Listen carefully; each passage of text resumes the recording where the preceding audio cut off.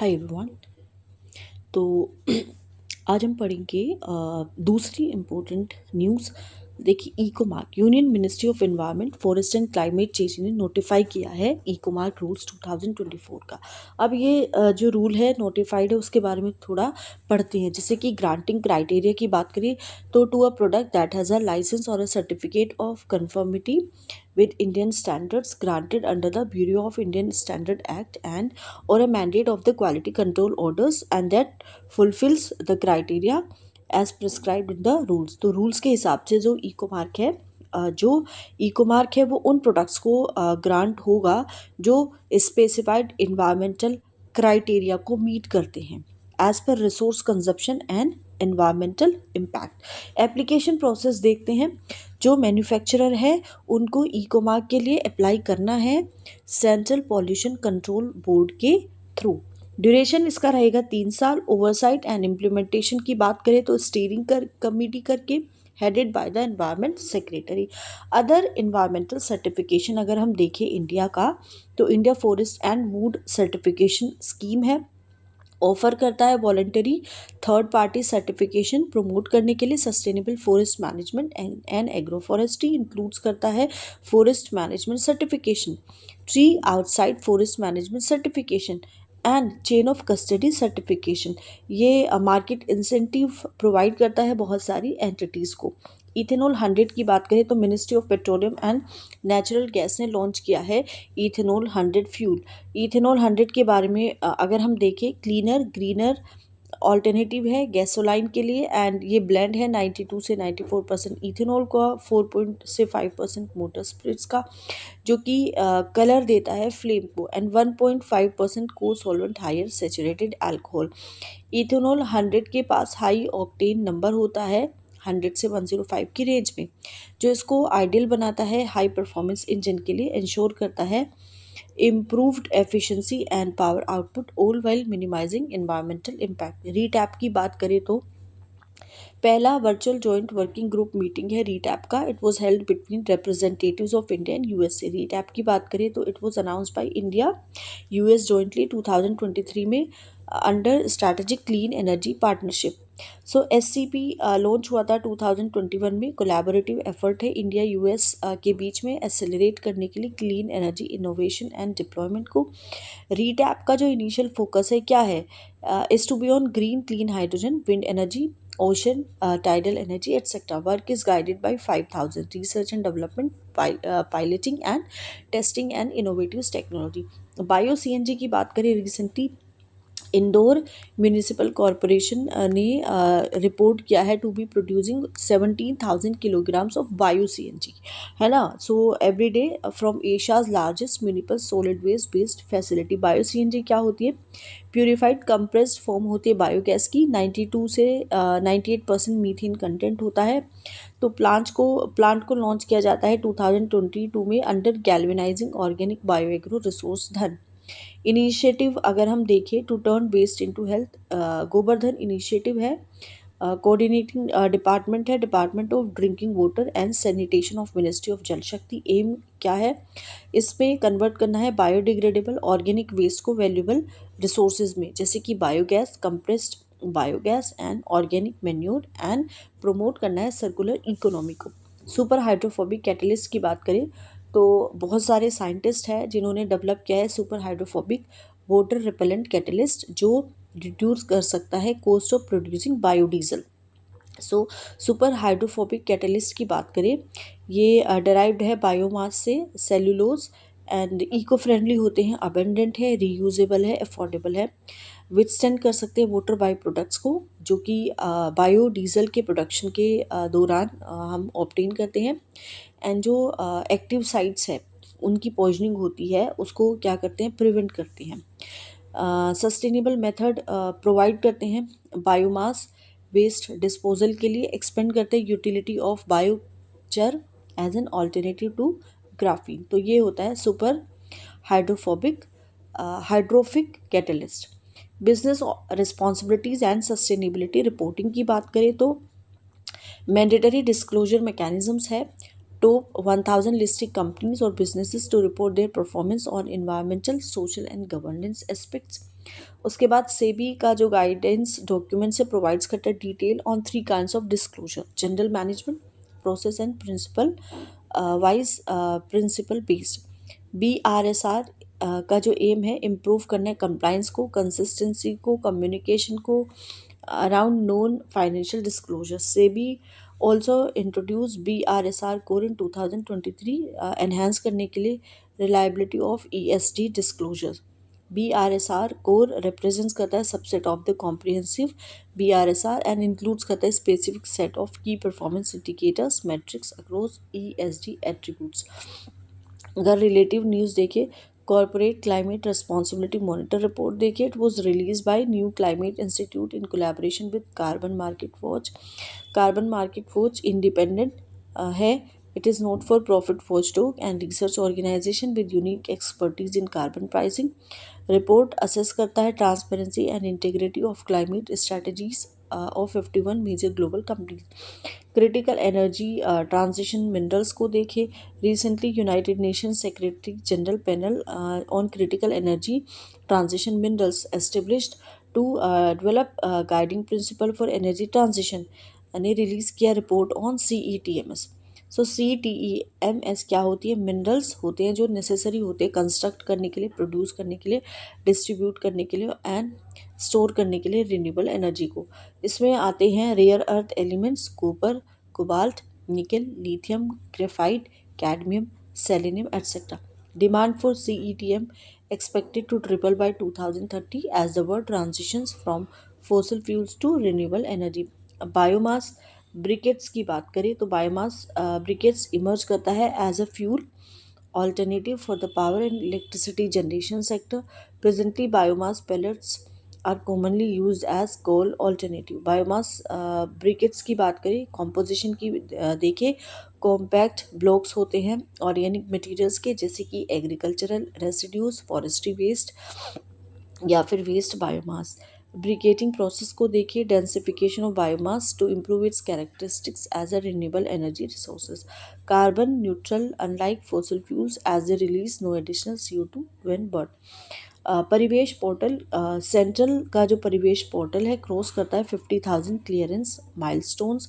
परिवेश पोर्टल्स का मतलब होता है proactive and responsive facilitation by interactive and virtuous environmental single window hub. इसको मिनिस्ट्री ऑफ एनवायरनमेंट ने डेवलप किया है, forest and climate change through NIC।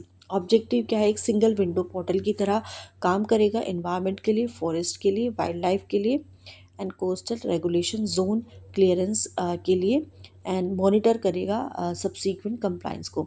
Organisation की बात करिए अगर न्यूज़ में, international solar alliance headquarter Gurugram Haryana India में है। रिसेंटली अर्मीनिया 104th कंट्री बनी है जिसने इंटरनेशनल सोलर अलायंस को ज्वाइन किया है।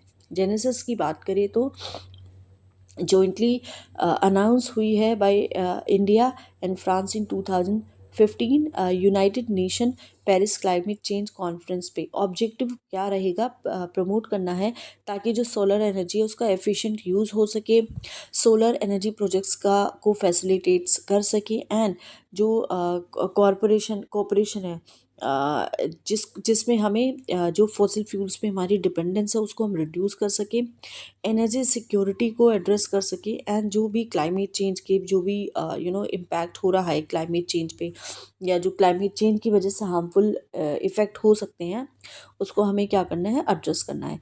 Guided by towards 1000 strategies. Mobilise करता है $1000 billion of investment solar energy solutions में 2030 में। डिलीवर करता है energy access to 1000 million people using clean energy solution. Installation of 1000 gigawatt of solar energy capacity. Mitigate करता है global solar emissions to the tune of 1000 million tonnes of CO2 every year. Membership देखिए 104 countries signed and ratified. Eligibility देखिए सारे जो United Nation के member states हैं। 2020 amendment to framework agreements. की initiative की बात करें, one sun one world one grid connects करता है डिफरेंट रीजनल ग्रिड्स को कॉमन ग्रिड के साथ। Solar technology application resource centre की बात करें, capacity building, institutional strengthening. Global solar facility की बात करें, इसमें कैटेलाइज करना है सोलर इन्वेस्टमेंट को in underserved segments across Africa. Mega solar facility की बात करें, multi donor trust fund, it was establish by multilateral investment guarantee agency and ISA to support solar investment in sub Saharan Africa. So पहला programme है under guarantee component of ISA's global solar facility, development of large scale solar power projects under solar park concepts, ISA solar fellowship for mid career professional, international solar festival etc. Report indices की बात करें, ease of doing solar 2020 assess करता है solar energy friendly policies को मेम्बरेन nations में। Scaling solar applications for agriculture, focus करना है सोलर बेस्ड एग्रीकल्चरल सॉल्यूशंस को। सोलर इन्वेस्टमेंट रोड मैप की बात करें तो गाइड करना है इन्वेस्टमेंट किस में, सोलर एनर्जी में। नाउ इंटरनेशनल एनर्जी एजेंसी की बात करें, headquarter is in Paris France. Autonomous intergovernmental organisation है with the OECD framework. International Energy Agency genesis की बात करें तो 1974 में एस्टेब्लिश किया जाता है इंश्योर करने के लिए सिक्योरिटी किसका, ऑयल सप्लाईज का after the oil crisis. Member की बात करें तो 32 मेंबर्स है, 13 एसोसिएट मेंबर्स है। India associate member since 2017। To be a member country को OECD होना है member along with the capacity to hold a crude reserve for 90 days of the previous year's import। Report indices की बात करें, world energy outlook 2024 की finding की बात करें, 20% जो है आज का global oil and LNG supplies flow करता है थ्रू द स्ट्रेट ऑफ हॉर्मस, एक मैरीटाइम चौक पॉइंट है मिडिल ईस्ट में। More than half of the world electricity it will be generated by low emissions sources before 2030। Tracking SDG 7 की बात करें, energy progress report 2024 release हुई है। SDG 7 कस्टोडियन एजेंसीज के collaboration के साथ International Renewable Energy Agency, United Nations Statistic Division, World Bank and World Health Organization. SDGC 7 is to ensure access to affordable, reliable, sustainable and modern energy for all। दूसरी reports की बात करें तो global EV outlook, world energy employment 2024। Now let's talk about International Renewable Energy Agency. Headquarter है Abu Dhabi में, leading global intergovernmental agency है energy transformation के लिए। Proposal for an international agency dedicated to renewable energy 1981 में बनाया गया था जब यूनाइटेड नेशन की कॉन्फ्रेंस हुई थी new and renewable sources of energy पे, जो केन्या में हुई थी। So IRENA was founded in Bonn Germany 2009 में। 75 स्टेट्स ने साइन किया था आयरेना स्टैट्यूट को उस टाइम पे। 168 कंट्रीज इसकी मेंबर है and United and EUP, India जो है वो इसका मेंबर नहीं है। मतलब यूरोपियन यूनियन। फंक्शन की बात करें तो एक प्रिंसिपल प्लेटफॉर्म की तरह काम करती है इंटरनेशनल कोऑपरेशन के लिए, कंट्रीज़ को सपोर्ट करती है एनर्जी ट्रांजिशंस में और प्रोवाइड करते हैं state of the art data and analysis on technology etcetera. Report indices की बात करें तो world energy transition outlook brief, tracking COP28 outcome, tracks करती है global progress towards the energy transition commitment to triple renewable by 2030 as outlined in COP28 of UNFCCC।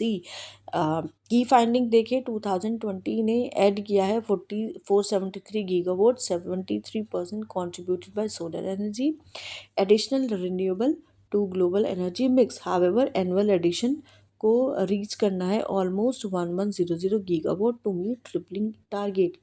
So with a growth of 20.1%, Asia leader था renewable deployment में and इसकी जो growth थी it was driven by China. दूसरी reports की बात करें तो renewable energy outlook for Asian, renewable energy for agriculture, renewable energy and jobs etcetera. United Nation department of economic and social affairs की बात करें, हेडक्वार्टर न्यूयॉर्क USA में है UN DESA, United Nation department of economic and social Affairs, aim करता है promote करने के लिए इंटरनेशनल कोऑपरेशंस इकोनॉमिक में, सोशल में, एनवायरमेंटल इश्यूज में।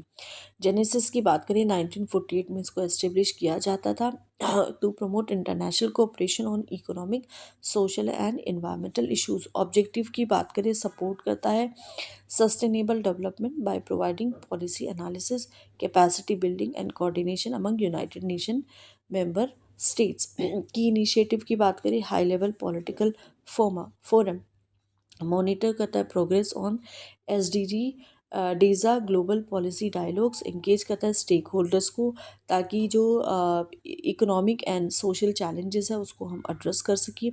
मेंबरशिप की बात करें कंप्राइज करती है सारे 193 UN member including India. Report indices की बात करें world economic situation and prospects, analysis of global economic trends and challenges. World social report की बात करें insights into social trends affecting inequality and development.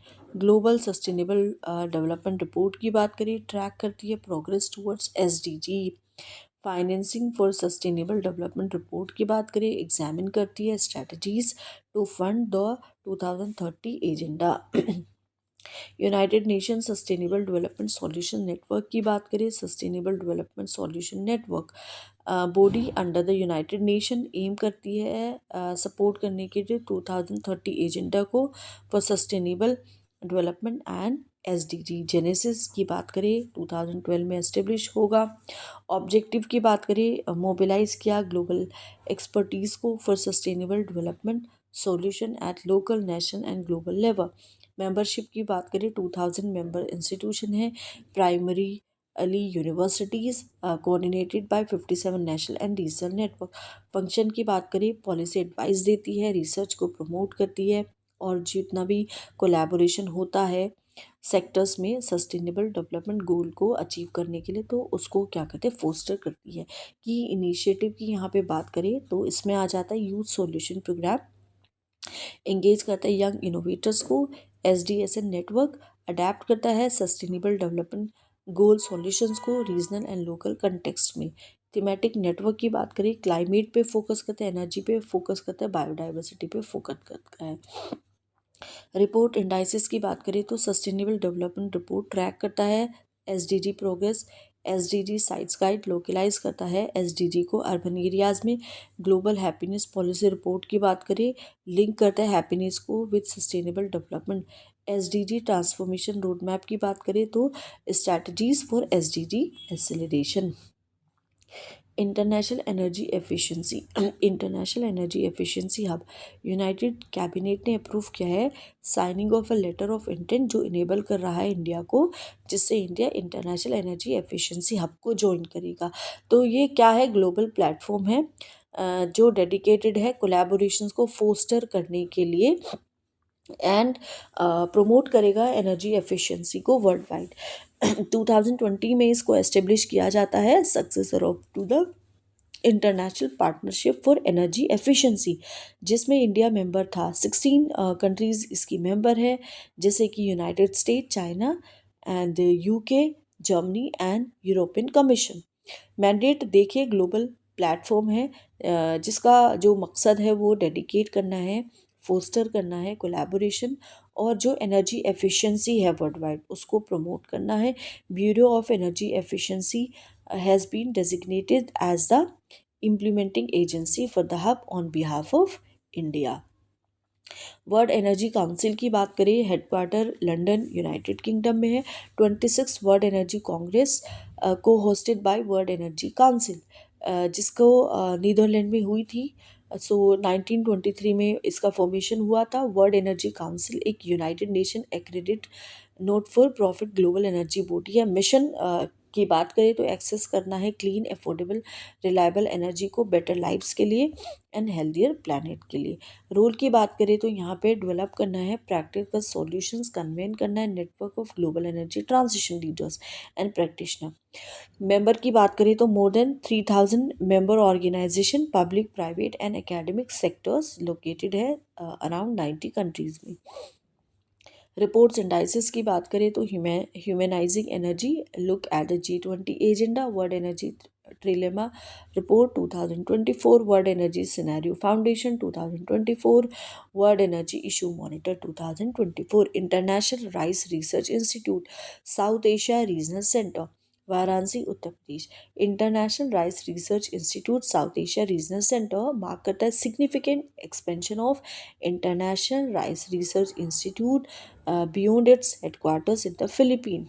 2018 में इसको MOU के थ्रू एस्टेब्लिश किया जाता है between India's department of agriculture and farmers welfare and international rice research institute. Headquarter Philippine में है। इसमें क्या करना है कि पॉवर्टी को रिड्यूस करना है, हंगर को राइस साइंस के थ्रू एट्सेट्रा। इसके लिए हमें अचीव करने के लिए international ISARC promoting adoption of best economic and management practices जैसे कि dry seeded rice and alternative wet and drying. So ये डेडिकेटेड है स्ट्रेंथन करने के लिए rice based agri food system को साउथ एशिया रीजन में डेवलप करके climate resilient biofortified rice varieties for farmers and consumers. अब डिज़ास्टर मैनेजमेंट का हम पढ़ेंगे नेक्स्ट लेक्चर से। अगर आपको पसंद आया है लेक्चर तो प्लीज़ चैनल को लाइक करें, शेयर करें, सब्सक्राइब करें। Thank you so much.